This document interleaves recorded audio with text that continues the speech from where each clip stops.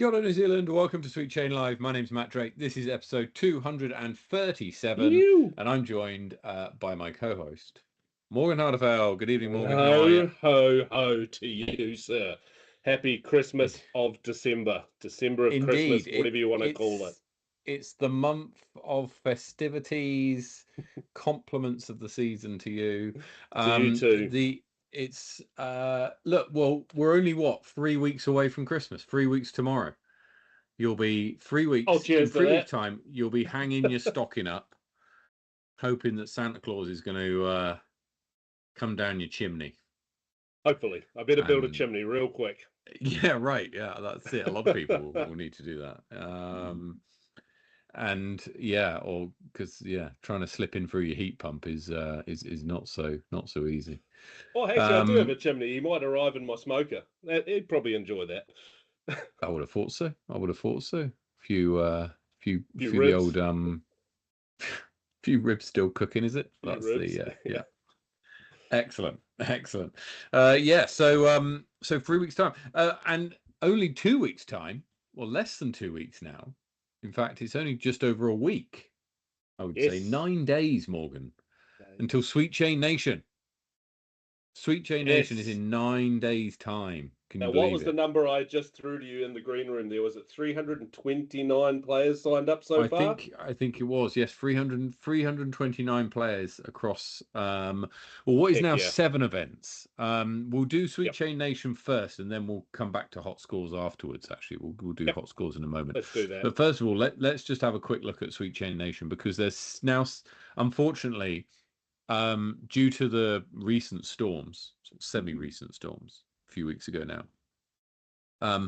the Invercargill Queen's Park course is unplayable, as are a number of other kind of backup parks that were going to be used for like pop-up layouts and whatever. They definitely explored a lot of options. Robbie and Bray did great looking down there. They had they had one place that was going to be the backup even before the storm started, and then they when the storm came in and we knew what we were looking at, they found another 2 parks, but unfortunately all of them were either not suitable because of damage from the storms, or for other reasons, and so that's the huge shame. However, a number of the Invercargill players are going to make the trip up to your place. They're coming up my direction, and we have they've helped fill us up. They've actually taken us to the 72 of 72 player mark, which is obviously Carter 4 on 18 holes. Well done to Queenstown. Let's go. Well done to Queenstown for 72 players. That looks like it's going to be the biggest event of the lot, although Christchurch is on 69. Nice. Potentially. I have a funny feeling Christchurch will probably shimmy up there in the days leading up if Ewan and Co actually allows that to happen.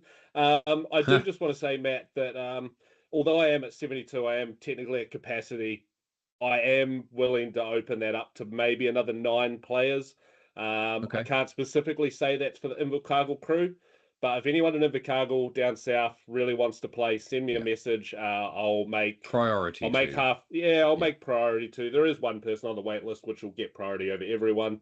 But I would love to help you guys out if I can. It's only $5. Obviously, you got to get a bit of gas money together from the crew to come up, but we would love to have you up here. It sucks what happened down there, so I want to help put you on the course.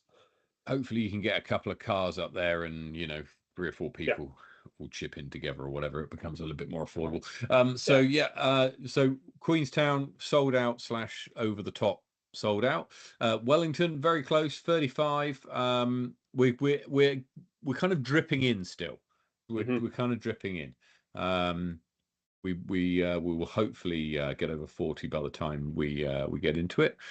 And Westport, that sold out weeks ago. Christchurch is going well.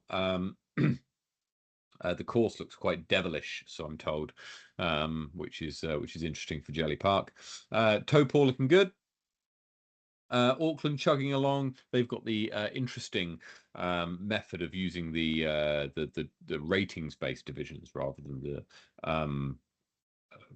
more traditional divisions, I should say. And then Timaru. doing a great job as well, selling out. I think is that sold out? Is that what I can see? That's 20 more people. They've got 30 or 50. Not bad for a small little town such as Timaru. So yeah, so get yourself involved. We are on 329 players, which is currently enough to break the record for the number of people playing sanctioned disc golf in one day. And so yeah, get involved if you can make it to one of the centres, then absolutely get involved. Most places it's cheap as chips to get involved, and other places have got lots of different things going on. I know Wellington has got the old it's $20 to get in, but $10 of that goes towards helping out the course and getting the tee pads and baskets into the ground. So, which is going to be going in very soon after. Excuse me. The actual tournament. So that's going to be good. Also, on Wellington on the day, I will say shout out to Eve Chin, who is putting on a barbecue for us. Ooh, let's go. $5 gets you a feed and a drink. So make sure you get involved. And when she did the barbecue at Fault Line, it went down a storm. Everybody was getting involved. So that's a cheap lunch option if you want to do that. So yeah, pretty good day out all in all. We'll be having our fingers crossed to the weather gods that the weather plays nice up and down the country on that day. And then just obviously a generalized big shout out to Matt, to every single person that's already signed up, not just the people we're trying to get, you guys that are already here. So thank you very much. Yeah. We have breached the line, we've breached the number, but we do want to push it up just a bit more, be comfortable and make it a challenge for the next people that decide to do this, whether it's us or anyone else that wants to try. Indeed. So yeah, that's Sweet Chain Nation. Get involved. It's only 9 days away. So if you haven't got any plans for that Saturday, then or you want to get her away from the kids doing the Christmas shopping, then yeah, do that.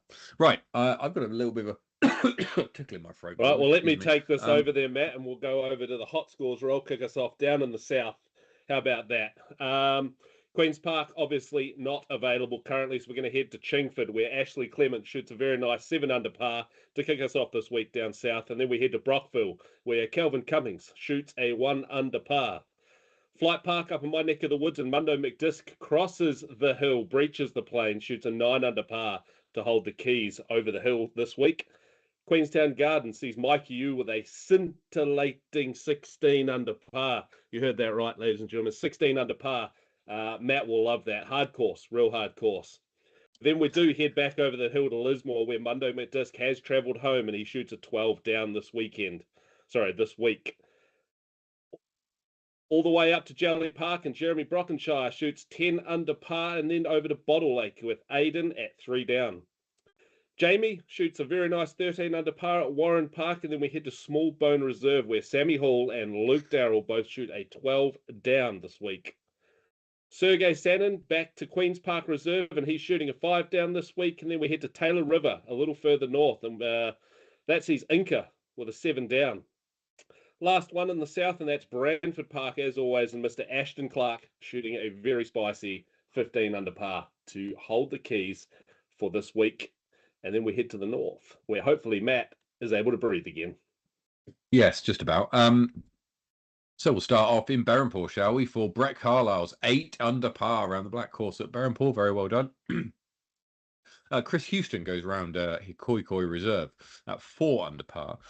Couldn't quite beat Mikey, but Andy Davey went 15 down at Harcourt Park. And if you want a short course that's actually difficult, then I would give that one a go. Blacksmere Jared Saw hits 12 under par. Spa Park Black, Dean and Dan Pickersgill hit a 1 under. Sam at Scion Tree Nursery hits 6 down.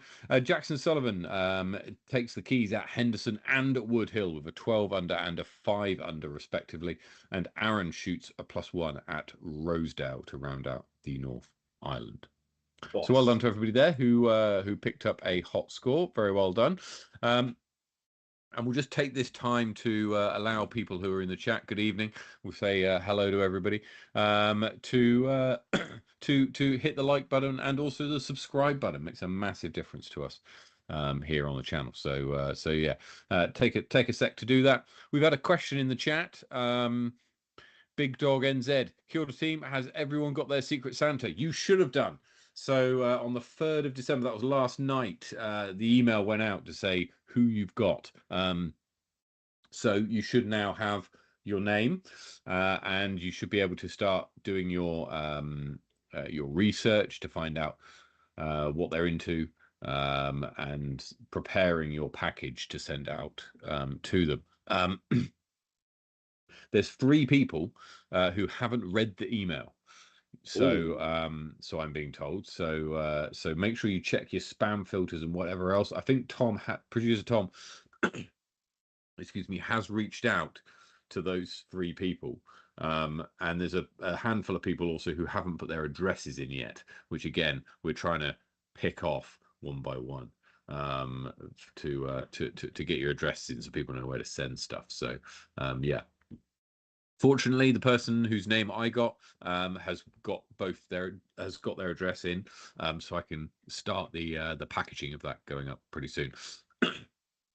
Don't send it too late, but really it's up to you when you do send it. You obviously want it to arrive before Christmas, ideally, which means that, well, if it's local, if it's someone who lives in the next town over or whatever, or in the same city, then you've probably got a couple of weeks. But if you're going to send across Ireland, then you might only have a week or so. Have you? So you've got your person already, Matt. Yeah. Yeah. Did your brain get tickled just a little bit when the name came through, and you were like, "This is what I can get for this person," or "This is what they might like"? Like, what was your initial reaction? I'm interested. Well, yeah, I've got a few. Well, I had a few kind of generic ideas anyway, like things that I would put into anybody's package, and so I was waiting for the name to come through, and it came through late last night, and I've been busy with work today, so I've not really done a huge amount of kind of research on the person, but I will be doing some research on the person, and I'm finding out a little bit more than I already know about what this person likes. So yeah, we shall be doing that, and we should be doing. Are you going to be buying a cheese board potentially? Well, that was one of the wish list items we've seen from people. Hey, on the Elfster app, you can put you can put on anything onto your wish list. A cheese board might be going a little bit outside of the kind of traditional scope of disc golf, but I don't know. One pair of knee-high Doc Marten disc golf shoes. Does cheese boards, Morgan, do they hyzer? I don't know. Look, I don't know, but if you showed up at hole like 9 with a cheese board, I'm not complaining. No, they probably would hyzer for not very far, and then yeah, I think I'd struggle if it had a handle on it. Maybe you might be right, but otherwise, it could be a new segment. Although I do feel like it would be a stolen segment. Will it hyzer? Will it hyzer? Yeah, I feel like I may have seen that before. Or maybe I'm just thinking of the Will It Blend YouTube channel. Yeah, the Will It Blend one is funny. Yeah. So yeah. Anyway, packages, get them in the post as soon as you've got them done. Christmas Day, remember, is in. It's on a Thursday, so it is in 4 weeks today. Have I got that right? I do. Yes, it's in 3 weeks today. 3 weeks today is Christmas Day, so that's how long you've got to sort yourselves out. Wow. Right. That's worrying. Right. Now the Disc Golf Valley code is above Morgan's head. If you want to get involved on today's round, it is Charlie Mike Kilo 2. That's Charlie Mike Kilo 2. So yeah, slap that into your Disc Golf Valley and get yourself a round in the books. And yeah, right. Across we go to Flight Club Open. Let's take a look at how that went this last weekend. This was played interesting results. It was some very interesting results down in Dunedin on Sunday. And so upsetting the odds somewhat, Tom McKay takes out the win here on a playoff against Isaac Latter. So well done to Tom. Francis Orange finishes in 3rd despite shooting the hot round of the weekend at a 10-10 rated. In FPO, Alison Tweedy, this result was perhaps a little bit more expected, shooting a 9-10 rated tournament, beating out second place Echo Lee by 6 shots and taking cash. In MA1, Joel Maunder wins by a single stroke over Connor Bishop and Sean Brown in third by a single stroke back. And then the older lot, Wayne Brown and Kelvin Cummings, flying the flag for the old fellas in that division. Yeah, is that classed as a win in itself there? Wayne Brown, Kelvin Cummings in second, some other not so old person slightly further down, maybe a Warren Dewhurst in third place. Yeah, I think there's a lot of players there who otherwise would be playing in age protected divisions who were not offered in this tournament, but yeah, they got their chance to fight it out against the MA1 chaps, and certainly put in a good showing anyway. Showed that youth and power isn't everything. A little bit of experience can go a bit of a way as well. And Marie Cummings beats out Kate Pickford by a single shot to take out the win there, following a strong 8.25 rated first round. In MA3, Grayson Heen gets the win by 3 strokes over Errol Nye, Mark Kane in third. Let's go, Grayson. A 9.57 for opening round for Grayson. No idea if it was the same. No, it was the BTs that the MA3 were playing off, and the BTs had a whole bunch more pars, so there were five shots at about 200 meters difference. So yeah, but either way, you're rated against the people who you're playing against, so 9.57 strong. Well done from Grayson. Jessica Robert gets her win in FA3 by 13 shots over Emma Carl, and plays a pretty consistent 7.89 and 70.76 rated rounds.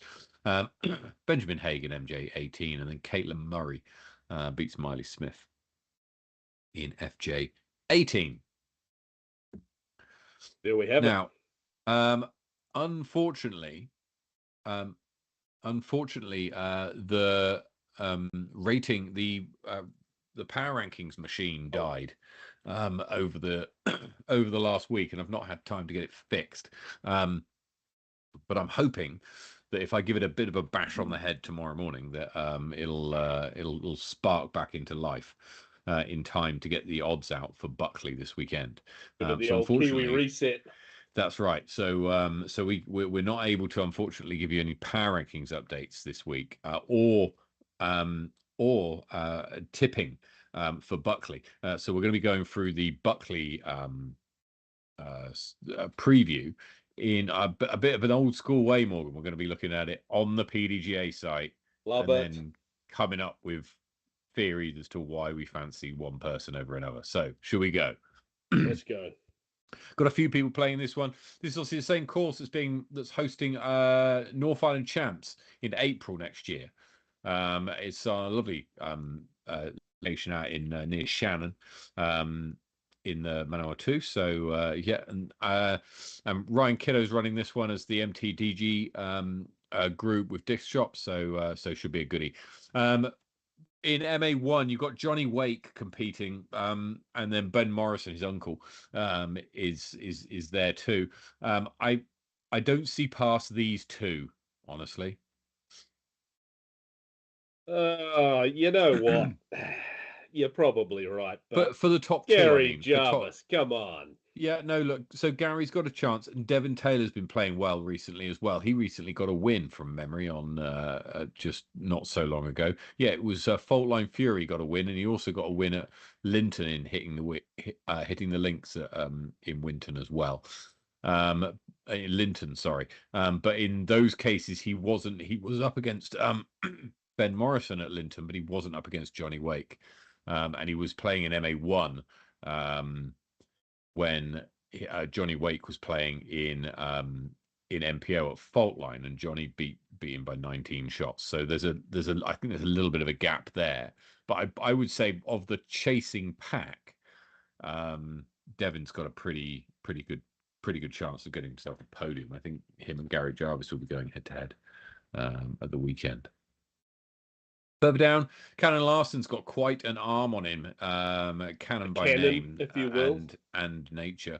Yeah, he can throw far. So yeah, that could suit him well. Andrew Lecoq's a very useful player as well. Generally tends to play pretty well. Got a win at Dystopia in MA2 earlier on and took out fifth at Fault Line. So yeah, certainly no slouch. And you know, I said it, we've mentioned it on the show before.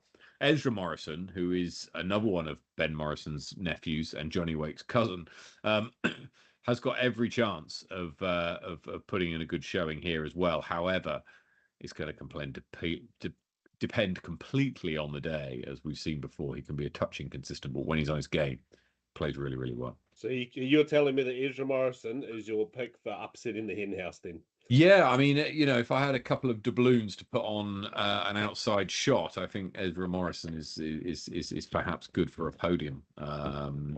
So yeah, I'd certainly be looking at that. Hannah Rushworth's playing in FA1 and in MA40, the best division. Ryan Kiddo is probably the favourite here. Matthew Stowell's been playing relatively well recently, getting himself onto the hot scores a good bit. Took second at Flaxmere Fling and third at Garden City Open in MA2 as well. So has got some experience battling at the top of the cards. So we should expect to see him there. Big G Galal Brizzle, he's there as well. It's going to be tough. After that, I'm calling Ryan to win this, and then Matt Stow to finish in second. Yeah, I'm going to go with Ryan with quite a separating score, to the fact that I reckon he may even be pushing in the top 3 overall. Yeah, I mean that's a fair shout. I mean he's helped. He will have helped to design the course. It's obviously the tournament director, and so yeah. In FA40, Debbie Mills goes up against Eileen Doricott, goes up against Kath Headley. It's a trio from Wellington who know each other extremely well. And yeah, we wouldn't be surprised to see a good battle between Debbie Mills and Kath Headley. Deb Mills has been playing very well recently, but as has Kath Headley. She's been doing all right and has been climbing up the rankings. I think she was in the top 7 last time I saw. So I expect to see those two battling it out. In MA3, Glenn Bullivant, I think, is probably the favourite here. He was a name that used to get mentioned all the time for Flaxmere hot rounds. And so yeah, I wouldn't be surprised if he can put in a performance this weekend. And then in MJ18, Eamon Prasser goes up against Jack and Sam Richardson, presumably brothers, in MJ18. So right, yeah, that's you hitting the links. So that's you hitting the links for this weekend. It's coming. And so yeah, so now what we're going to do is, where are we going now, producer Tom? We're going to play some Distal. Early doors Distal, 9:28 p.m. Already to Distal. We are. Right, let's go on then. It's your turn, Morgan. It's your turn. Righto. Can I get a... Oh, do we have Westside? Can I have a Fallon? No, I don't think you have Westside in Distal. I mean, check it. Oh, you do. You... Wait, Fallon is dynamic anyway. Yeah, so dynamic. I'll go with the Fallon. It's not. I'll show you something, Morgan. Do you like my Fallon? This is my Fallon. Oh, you can probably barely see it now. I can see it, yeah. Nice Fallon. Keystone Fallon. It's a Keystone Fallon.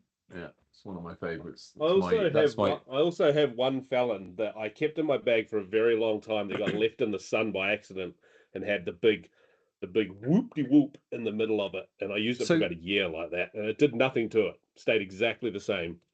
So just whilst we're on this subject, I use this disc, right? But I don't putt with it. And you might ask, well, why is it so beat up and stuff? I don't really know how it's got this beat up, because it's my offhand putter, right? So this putter, I've been using, and this one's a little bit more beaten up. This one here I've been using for 5 years, probably close to that. And putted nearly every tournament using this exact disc, right? So I do the vast majority of my C1 my C1X putts with this same plastic? very disc. Yeah. And interesting. And I have this disc. This is my offhand disc. So when I step up, I always take 2 discs to my putt. Yeah. And I hold one and putt with the other. And is it this because disc you does do a whole like on the top surface of it, like when you do a little tappy tap? No, not really. I don't know what it is. It's just like a routine or something. And I'm just Purple's like, just a weak disc, apparently. maybe who knows? But it's just a routine. So there we go. That's the thing. But anyway, Felon is the wrong answer. It's not a dynamic. It's a lot slower. It's a lot less fadey. Let's go with a slow Discraft disc. Let's go with a Wasp. Is that a mid-range? It is. Sorry, Okay. I'm late. You can start now. Thanks, Butler. Okay. So slower still, not Discraft. Slower than. Slower. And it's not Latitude either, because we would have got a yellow crow. Can you just read me some numbers? It's actually it's a wee bit blurry on my end. Oh yeah, so Wasp is a 5, and it's slower than a 5, less than a 2 fade. So we're looking for a kind of more glide, a sort of glidey understable putter. Oh, like a glidey understable putter, like a Nova. Yep, go on, have a go.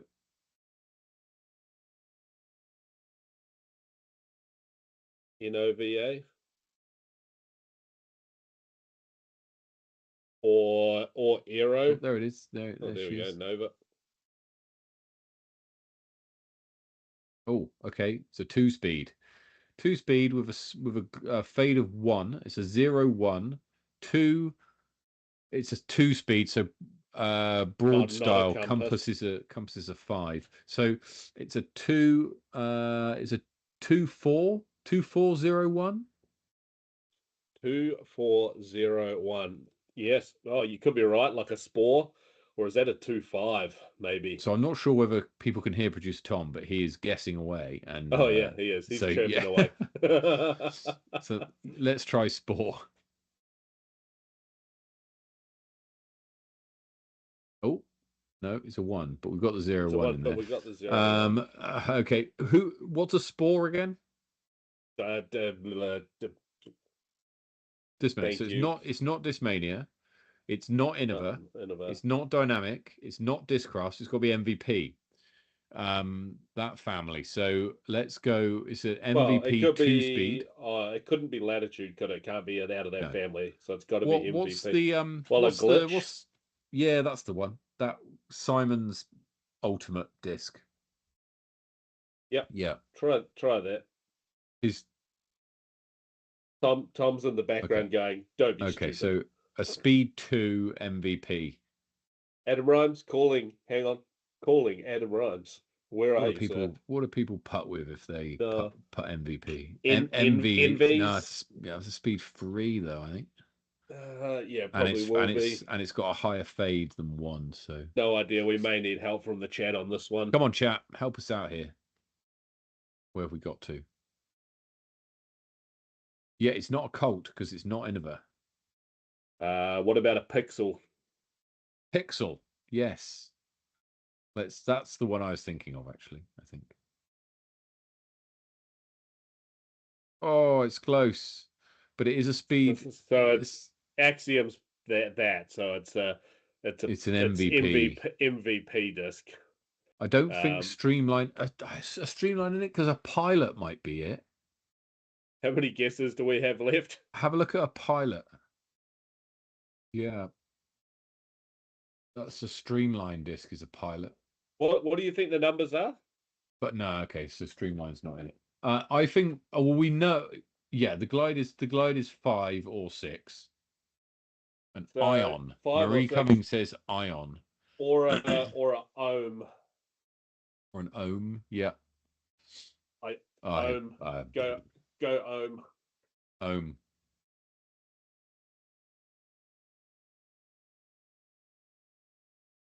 Oh, wow. Look, I'm not going to sit here crazy. and claim like I pulled that out my backside. Okay. That's incredible. Yes, so there we go. An ohm. Not an easy one to get, that one. We saw only 0.5s involved. So yeah. Right. So Disc Golf Valley, let's have a look. I'm not sure how many people played this week. Let's producer Tom's just leveling up and has got some neat discs in his bag now. He's going to be just a small array of players this week again, Matt. I've been finishing work a bit late and haven't had a chance to get in there again today. But looks like Kelvin. He's taken down the win. Look at that. And Brett Carlisle had a lead going into hole 8 as well. Brett will be kicking himself. He was 6 down through 7. Kelvin's 4 down. Brett's thinking, I've got this. Start the car. And Kelvin says, no. I've got other ideas. And Brett's asked me, how did I get that? Guess? It's the Christmas spirit, mate. The Christmas spirit. Oh, you can't even see my magic hat. The magic hat it's the Christmas spirit. Came into effect. Producer Tom. Bold. producer Tom languishing in third. But well done to Kelvin for taking out this week's Disc Golf Valley. So yeah, so it's all we've got for you this week. We've got it's the Birdies of Buckley coming up this weekend. Actually, there is a couple of things. A quick note. Unfortunately, Rapper Rumble has been cancelled for this week. So the final tournament of the year will be Sweet Chain Nation in across the country. So make sure that you get involved with Sweet Chain Nation. There's still plenty of spots available all up and down the country. Get in touch with Morgan if you're in the deep south or Lakes area, and he'll get you into to the Queenstown event. I want to keep it to about nine extra players if I need to do it, and I really only want to do it for the people from down south. I will get you in if I need to, but this is for you guys down south. There you go. See me if you want to get into Wellington, because we got plenty of spaces left. There's going to be a lunch put on. It's going to be a new course. It's going to be great fun. So yeah, very much looking forward to for that. And next week we'll be doing previews and odds and all of that stuff for all of the events in Sweet Chain Nation, which could take us some time because I don't think we've previewed 6 events or 7 events before in a single week. Nope. So I'll do my stretches. It's going to be an absolute nightmare for producer Tom, who's going to be driving everything in the background. But we've got every faith. But no, just speaking of tournaments, Matt. Obviously, at the start of next year, I've got Roxburgh Open coming up. I don't have too many people signed up just yet. In fact, I'll tell you the number because it's not that high. But what I am appealing to all of you that watch the show, if you haven't been to a Generation event before, make this the one. It's going to be totally. I won't lie to you. It's not going to be the same level as Wahitapu because it's just simply not possible. But it's going to be freaking awesome. And, we know how to put on a little bit of a show with disc golf, and we want to show out a little bit for our last one. We're going to remap a brand new course for the Roxburgh Open, which will involve a few of the classics or the holes that you're used to because they're just too iconic to take out. But we are going to be remapping over Christmas and coming to you with a fresh layout for this coming year's Roxburgh Open. So I hope to see you there. Thank you to the 18 people that have signed up so far. It's a trophy-only event, even though it's on the tour. It's a trophy-only event, but at the end of the event, raffle giving away all sorts of prizes, baskets, and all sorts. So anybody is in to win something at the tournament. So yeah, Absolutely. Come along, get involved, see us off. It's going to be a bloody good time. Fantastic. The tipping for Buckley is hopefully I'll get it fixed for tomorrow.